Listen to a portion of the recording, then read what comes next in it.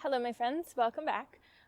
Today we are going to be doing a little channeling and I guess reaction video.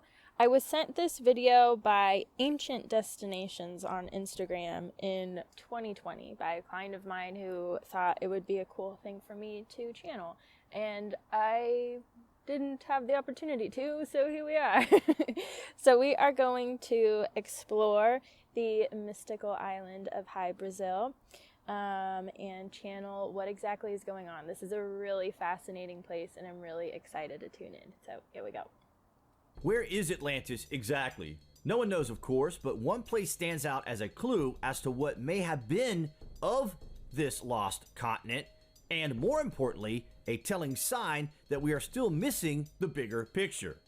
West of Ireland, a fabled island is said to exist.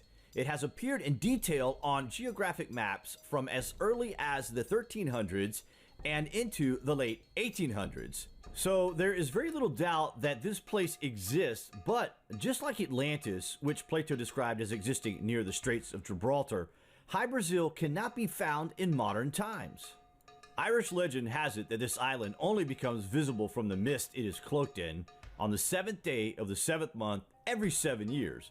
But still cannot be reached. It's crazy and sounds like a myth, but it is recorded throughout history. It is documented, and there are hundreds of eyewitness accounts of this place, including that of the very famous geographer Abraham Ortelius. And get this, in 1473, the nautical map of Western Europe shows Hy-Brasil as a circular shape with a band going through it.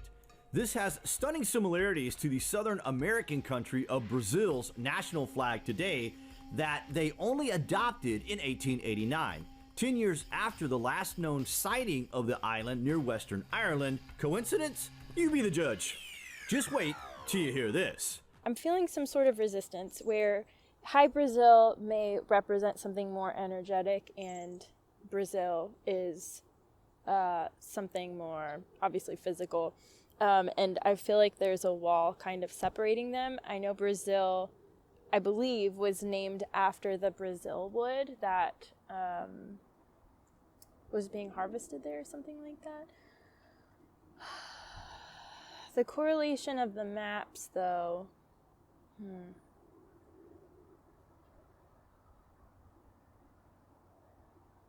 I don't know the history of how Brazil came to adopt their map, but I am seeing some sort of channel from the heart chakra. So the heart chakra, there are 3 planes of the body. There's the physical plane, there's the bridge, and then there's the astral plane. The heart chakra is the bridge between the physical and the energetic. So I am feeling some sort of flow coming from the heart. So whoever designed it or something may have been channeling it. There is some sort of energetic channel where this energy of Hy-Brasil is kind of coming out to the physical. I don't know that it was done necessarily in an effort to pay homage to it. It feels almost more like there's a certain essence that perhaps may be channeling through into Brazil, into the land. I do know that there are a lot of different crystals that are grown or that reside in Brazil. There's a lot of crystals that are taken from there, from the mountains. So I'm not sure if that's the correlation. Perhaps there's some sort of energetic signature that's kind of become active there. I'm not sure exactly what it is. It's a bit unclear and it feels a little bit more abstract, but there definitely is something interesting going on. This island is a major piece of the puzzle, you know. We may not know why this is at the moment, but throughout history, there have been reports of godlike activity, and even St. Brendan's famous journey to the Promised Land was said to have been to that of Hy-Brasil. One of the more startling claims, however, comes in the form of a UFO incident in the forest of Rendlesham in England in 1980. Investigating strange lights, Jim Penniston and John Burroughs approached what can only be described as a UFO. He noticed Egyptian-style hieroglyphs engraved on the craft and touched them with his hand. Jim then went into a brief trance in which he sees binary code in his mind. There are reports that he was missing for hours along with Jim Burroughs, but the two men, only a brief moment had passed and the craft was gone. The next day, Jim wrote the binary down that he was seeing in his mind, and after decoding this universal language, it reads, "Exploration of humanity continues for planetary advance." Followed by 7 sets of coordinates, including the exact location of the Nazca lines and the Great Pyramid. But the 7th set of coordinates was that of Hy-Brasil. Is there something about the 7 you have to wonder that is important? Maybe a clue to a warning, much like in biblical times, where there are countless tales of visitations and instructions received from the gods. If Jim Penniston had encountered such an occurrence 1,000 years ago, for example, how would he perceive it then? Just a thought. The number 7 is one that tends to represent completion. In the Bible, it is a time to rest after all of the work. I believe in astrology, it is kind of when cycles shift. We're done with one thing and entering into a new chapter, a new era, so to speak.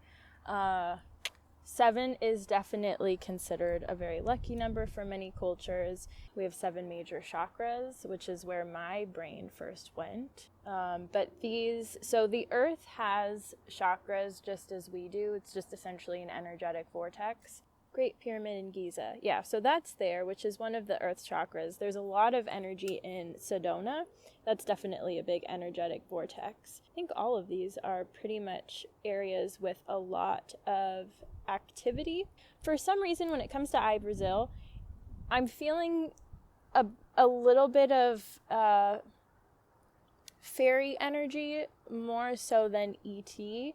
It feels more connected to this planet rather than another planet, so there may be contact with other beings. However, I do feel like the energy around it is more of the earth, of more advanced civilizations. And I feel like as time has progressed, so back in ancient times, there was a lot more interaction with ETs, with fairy realm, with different types of beings and realms that are of Earth and of other places. And in general, even with indigenous cultures, there's a lot more connection to and work with, openness to, I suppose, collaboration with different types of energies. But as just the way that society has kind of come to be nowadays, we've greatly detached from that. And as a result, a lot of these different realms, a lot of these different beings kind of work more, they stay to themselves.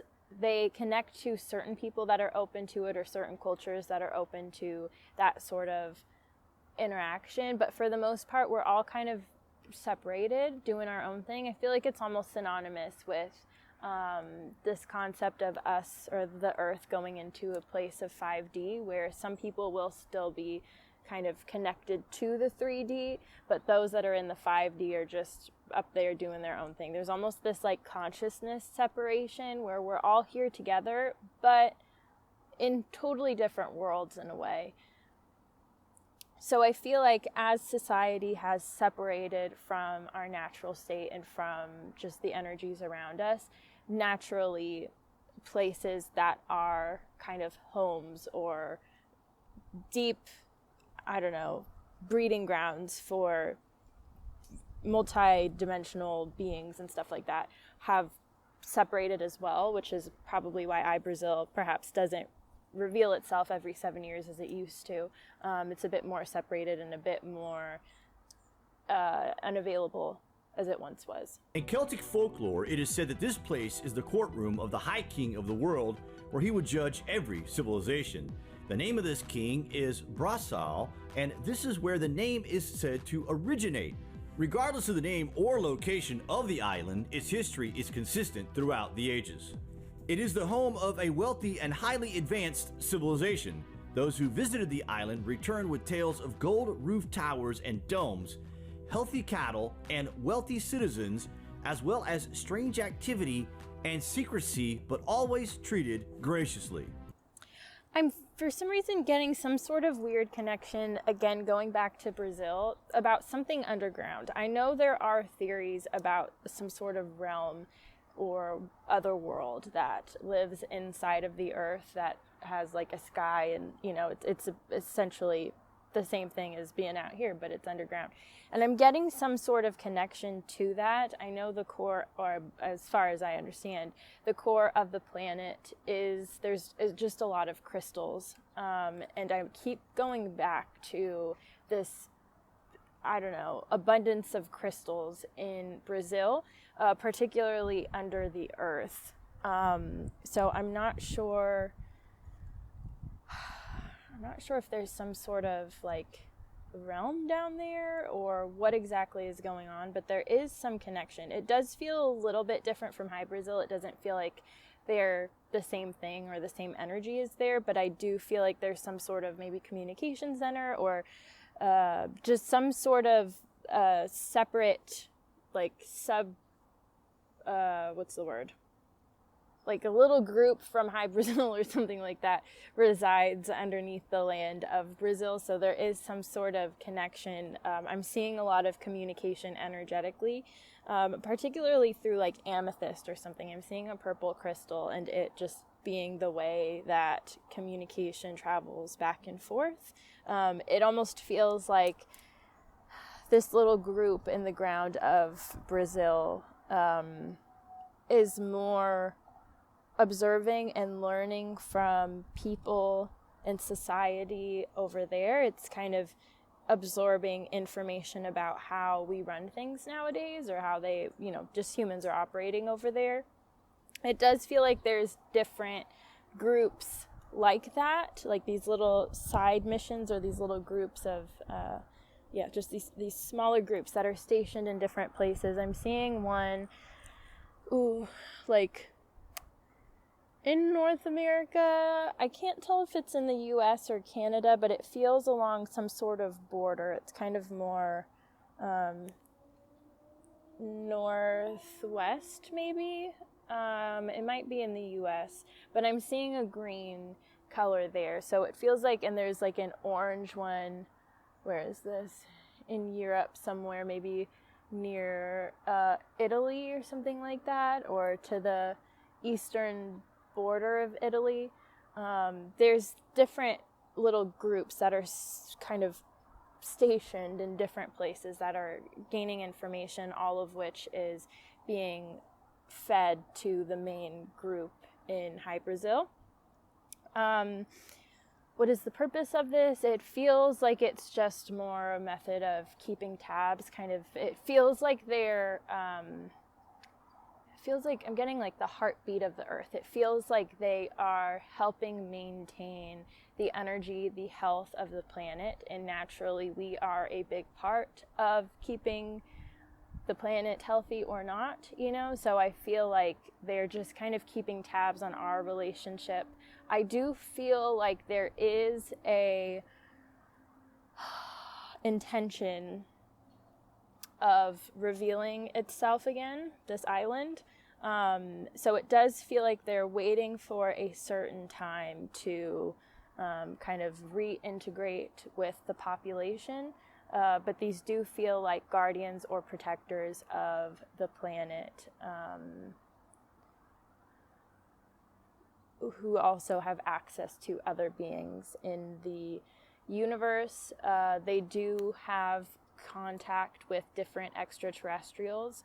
I feel the purpose of that is there's a lot of extraterrestrials that are working with us right now to help with our expansion and to just help make sure that we don't kill this planet, So I do feel like they're in constant contact with good ETs that are kind of guarding the earth, or there's like some sort of meeting with them fairly frequently. there's some sort of contract going on, so I do feel a lot of ET involvement. However, Hy-Brasil itself does not feel extraterrestrial. One of the most famous visits to Hy-Brasil came in 1674 by Captain John Nesbitt of County Donegal, and he and his crew were in familiar waters west of Ireland when a fog came up. As the fog lifted, the ship was dangerously close to rocks. While getting their bearings, the ship anchored in 3 fathoms of water, and 4 crew members rowed ashore to visit Brazil Island. Captain Nesbitt and his crew spent the day on the island and returned with silver and gold given to them by an old man who lived there. Supposedly, the captain told of large black rabbits and a magician who lived in a castle by himself on the island, as well as a constant sound of harmonious music. Upon the return of the crew to Ireland, a second ship set out under the command of Alexander Johnson.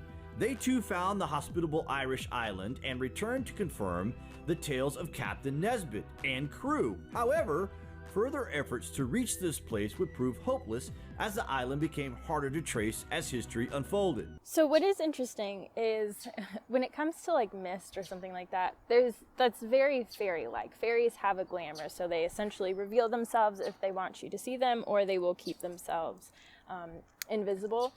If you are sensitive to energy and can read energy, then you can see them whether they're physically revealing themselves or not. But it feels very similar to that, where you're just kind of cloaking something. Typically when something is cloaked, I'm feeling drawn to talk about how ETs do it. So ETs almost make like a pocket of time, or make a pocket of time where something, actually, here's a better example. The fairy realm overlaps ours.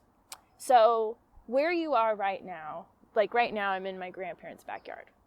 In the fairy realm, it could be a busy like trading center, or it could be a fairy's home. You know what I'm saying? There's a lot that is the land that our land overlaps with may look drastically different in the fairy realm. As you walk forward, obviously, if there's like a fairy house in front of you, if you're walking in your realm, you won't bump into it.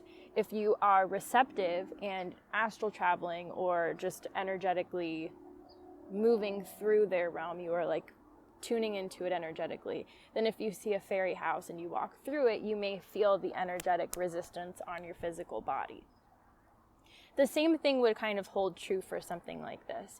If something is cloaked in some sort of glamour, or these are very advanced beings, so they could kind of create essentially like a pocket of time, or a pocket of just like a little realm to themselves, this little pocket of space that is, from our view, inaccessible. We can travel through without having any issue, because they're essentially like sitting in their own little pocket of energy.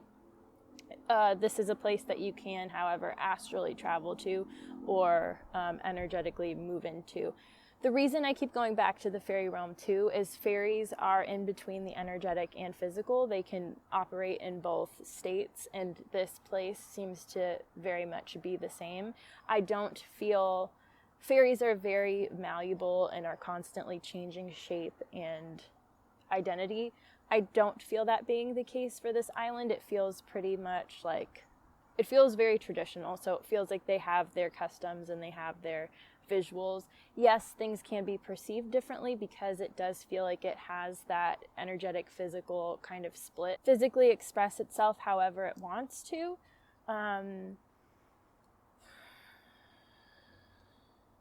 But it does feel a little bit more concrete than the fairy realm is.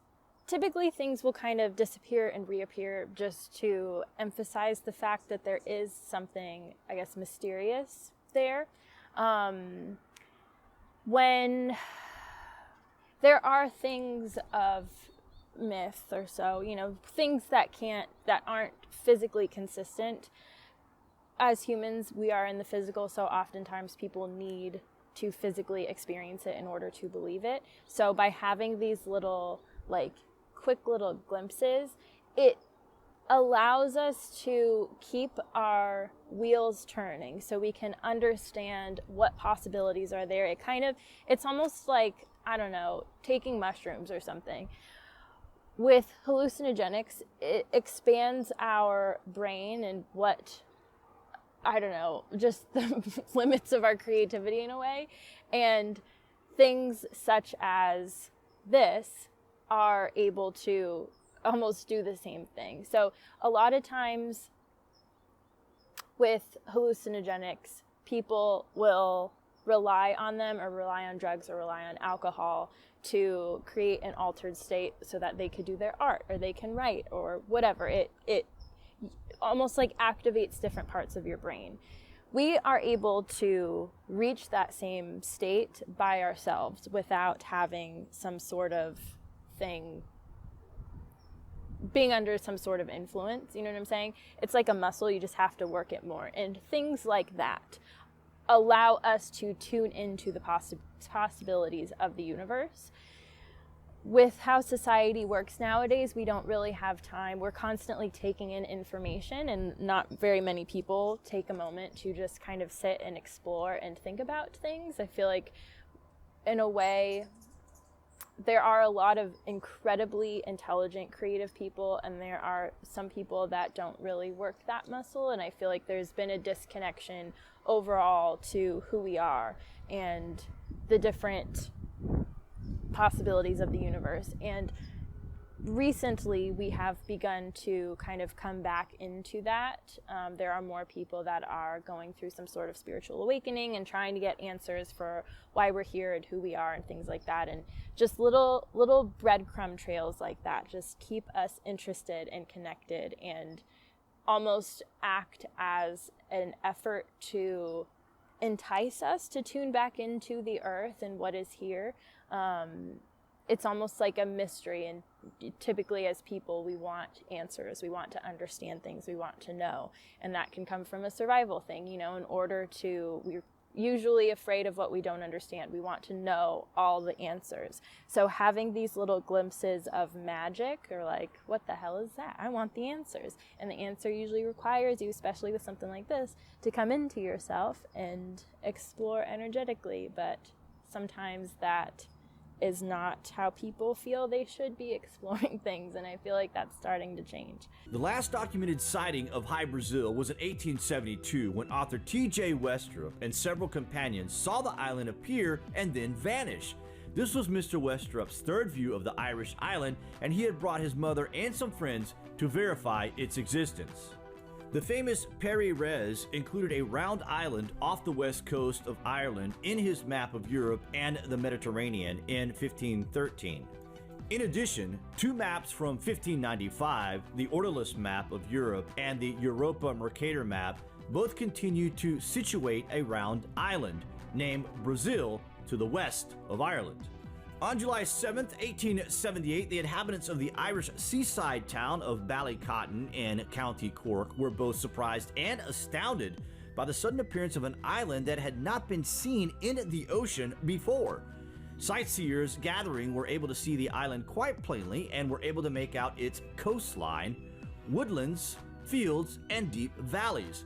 A number of County Cork fishermen set out in boats to investigate, but as they approached, the entire island disappeared out of existence, leaving them amazed and wondering. And this was seen by hundreds of people, by the way. It was an eyewitness account. What I am getting right now, which is interesting, is I do feel like they do invite ET guests. And if somebody is having a hard time finding the exact coordinates of this island, it's almost like an airport or something. It will reveal itself to just be like, hey, I'm over here. And that almost feels like why it did come forward in 1878. It feels like they were expecting some sort of guest and were essentially revealing themselves to be like, hey, we're over here. But it wasn't meant to be we weren't supposed to have an interaction with them. It's almost like we need to prove ourselves at this point because we've grown so detached from the natural world. It feels, the energy there feels a little funky, where I don't feel like they necessarily think very fondly of how we are currently doing things. There's a bit of this like entitlement energy coming from the island, and it doesn't feel like they're necessarily as friendly and welcoming as they once were. We've got some proving to do. Is this place where a higher civilization exists? Why is it hidden, and why is it so important? And from this legendary place visited by Jim Penniston on a cold December evening in 1980 to warn us of a planetary advance. Perhaps this is a secret alien base just off the coast of Ireland.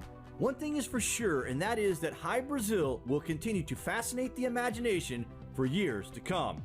How easy or hard is it in this day and age to even hide an island? You have to wonder. Okay, so I don't feel like the ET message is a warning. I think it's more of, okay, this is going to get into weird stuff.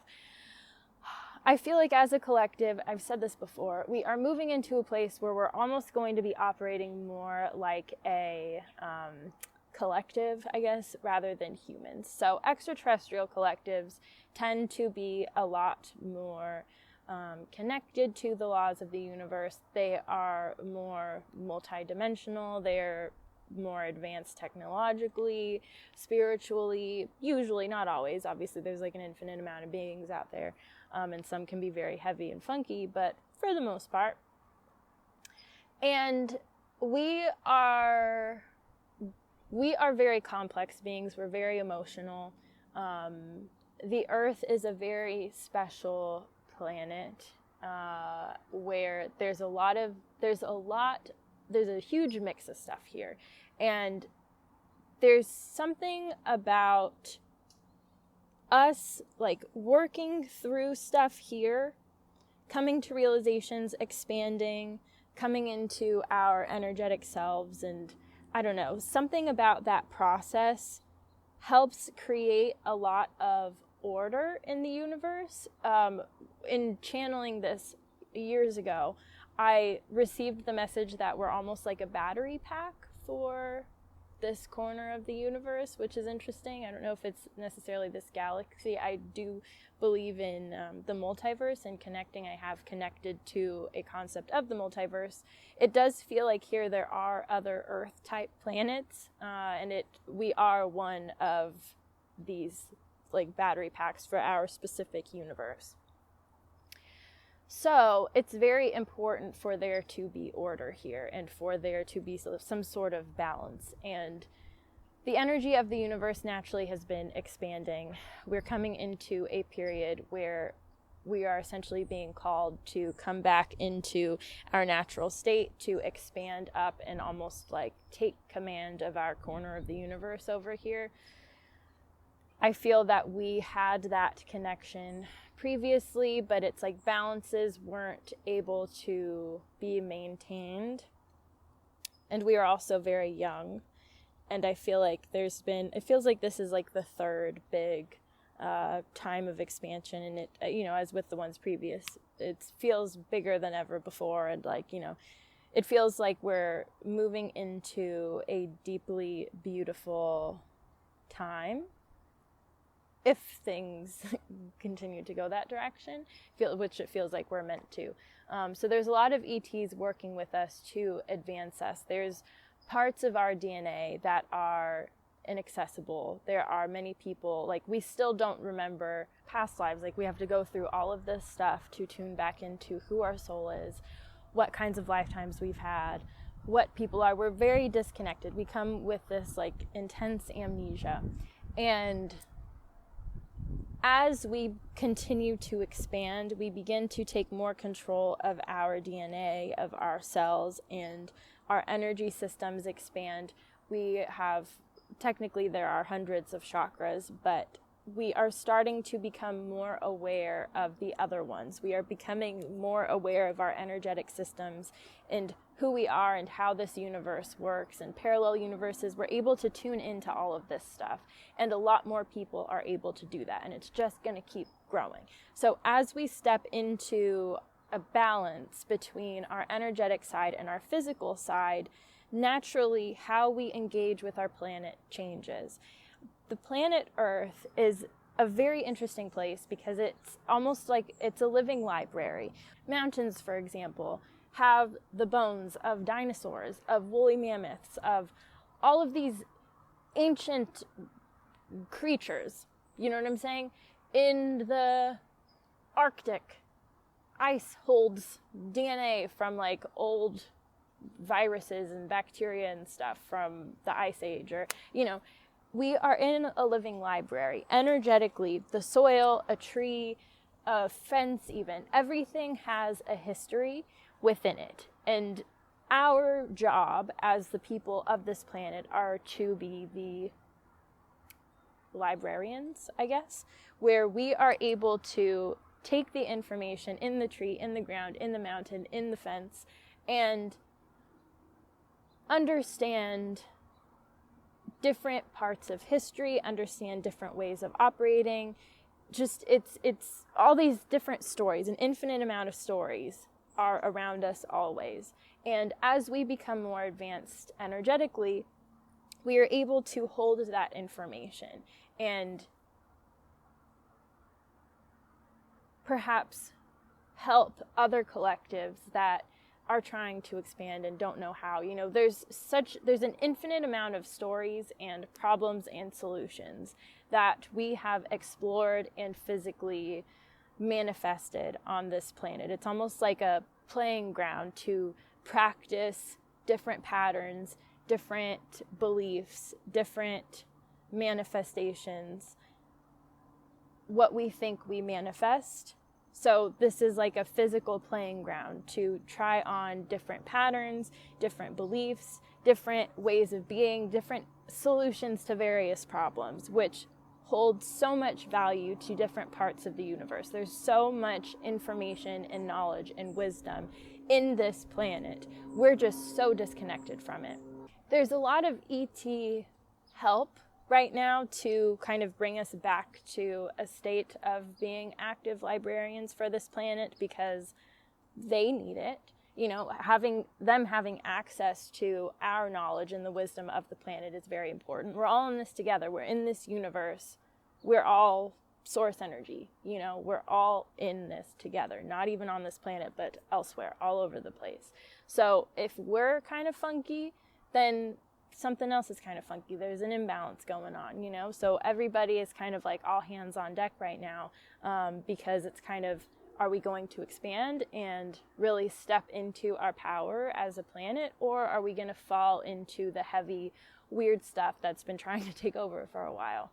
So going back to the ET message of human like expansion, exploration, whatever, it just feels like a needed programmed plan or something like that to help us continue expanding, to help us really step into our role as beings of this universe, which naturally may require ET help because there is a lot of wisdom elsewhere, you know, where we could get advice and extra resources from. Going back to Hy-Brasil, I keep seeing some sort of man. Feels like a king. I know the video did speak about a king. And I'm seeing him a lot. What's interesting about him, though, is, I guess, tuning into the ET stuff, it feels so, like, intense and, like we're getting our hands dirty. There's, like, all this work going on.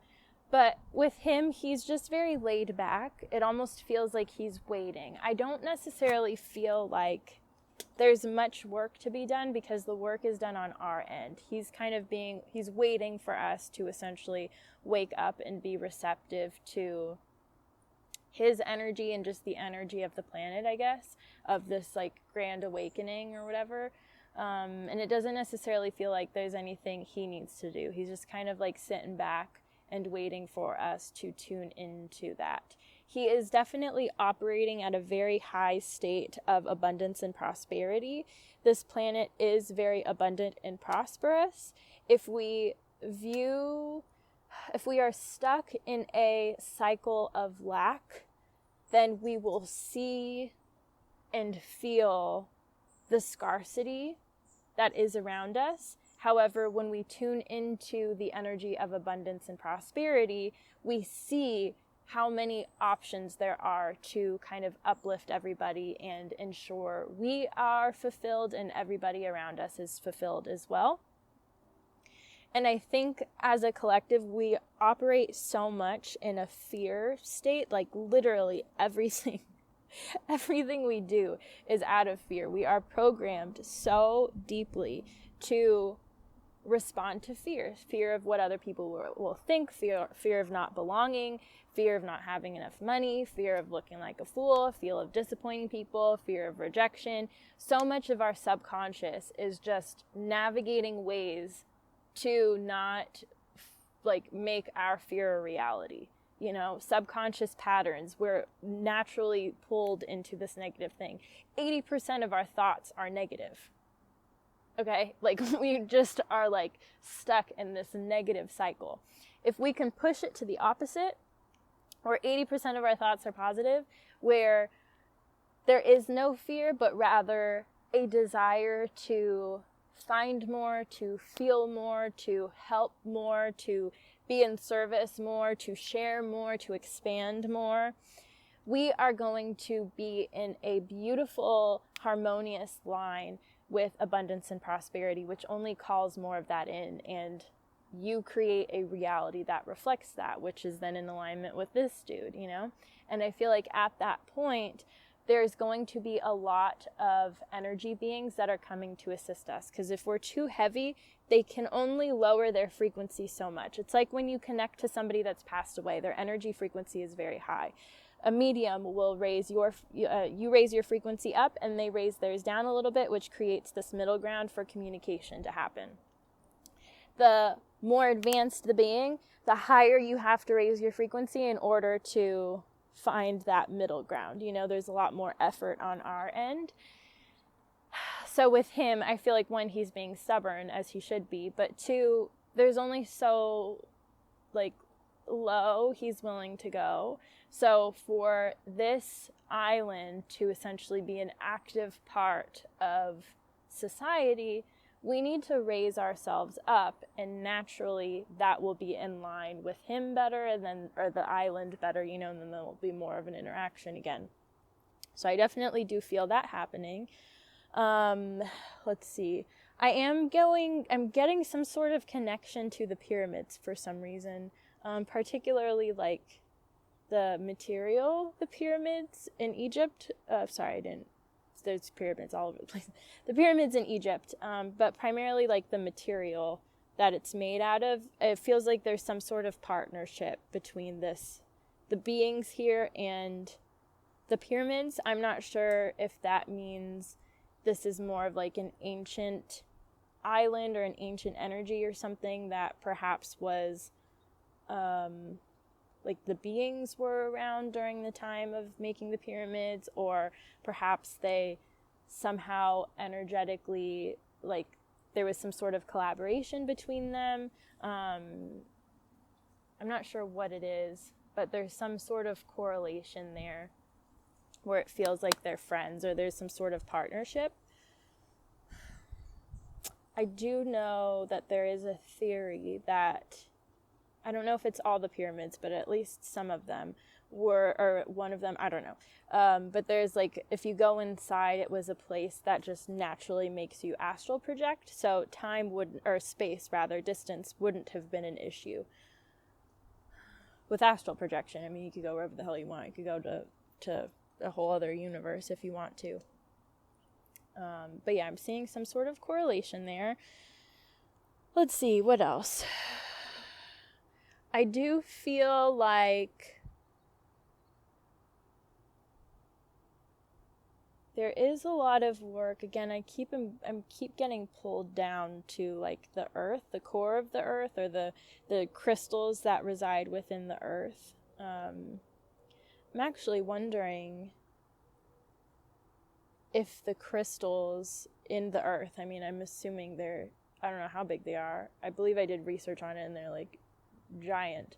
But I'm almost wondering if there's almost like realms or groups of beings in each crystal. I keep feeling a connection to crystals being like a method of communication, of transportation, of like a home base or some. I'm just seeing all of this deep connection to crystals and them being kind of a way to exchange information or go places.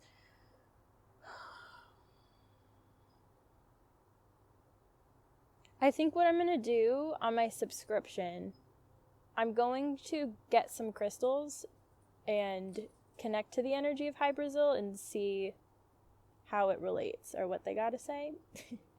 So if you want to check it out, you could go to channelwithamber.com/subscribe.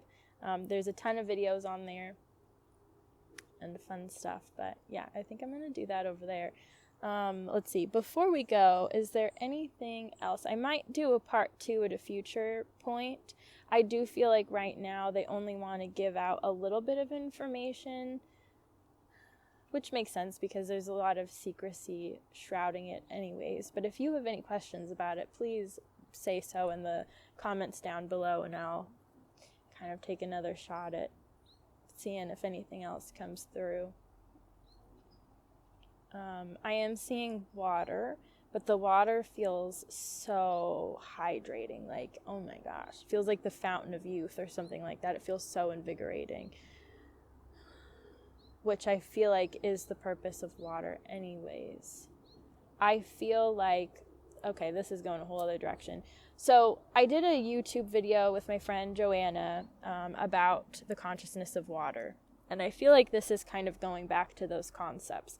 If you speak into the water, the structure of the water itself will literally change to reflect the intention or words or whatever that you are putting into it. So there's some sort of key or tool there that feels very purposeful, and it almost feels like it's an island for a reason, because this could be like a mountain civilization or like, you know, there's a lot of myths around that, but this place feels like an island for a reason, and part of that feels like it's due to, I don't know, it's some sort of representation of the power of water. That's so interesting. Yeah, water clears your energy. It nourishes your energy field.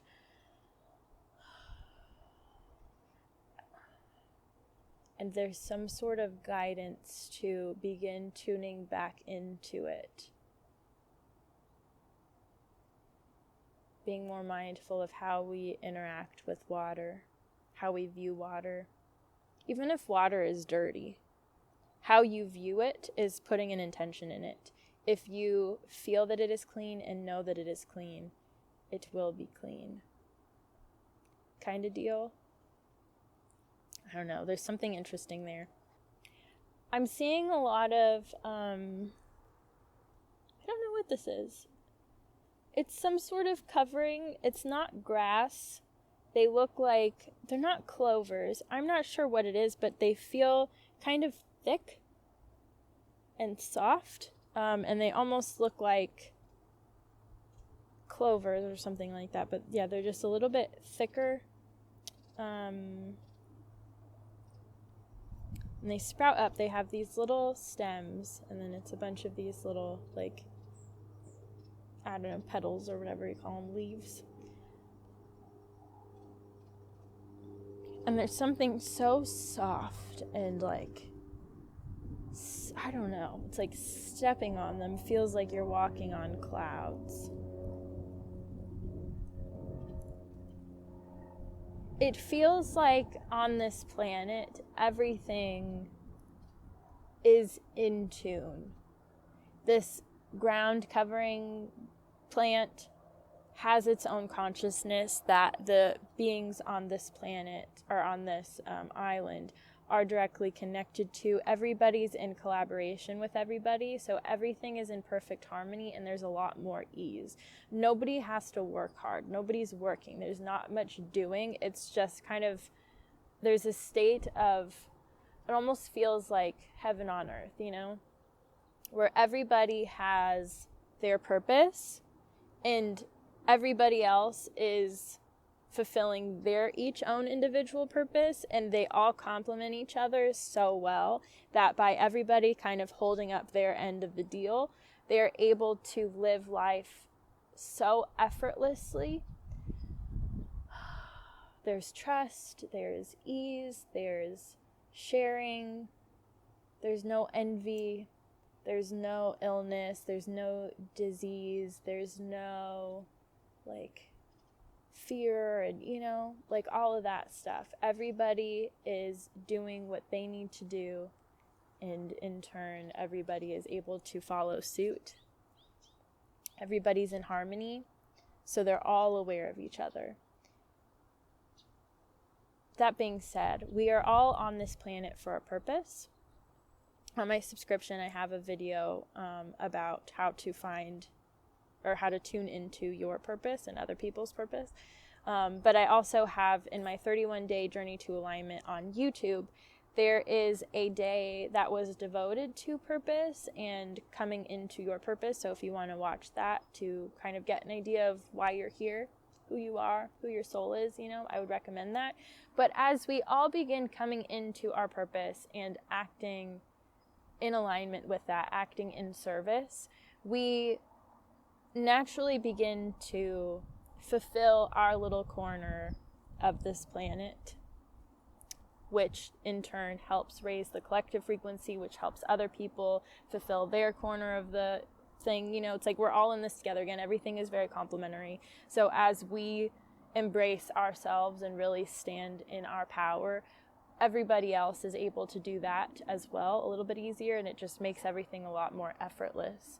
We are all masters of our own little sequence of soul bits, if you trust that and embrace that and just do what makes your heart sing, it's one of the most powerful ways of honestly helping the planet. There are 2 little dragonflies that just flew by. How cool. Yeah, one of the most selfless things you can do is ensure your own prosperity. Because as you have more abundance, you are able to share more and show up more, So really taking care of yourself and prioritizing yourself is one of the best things you can do for the world.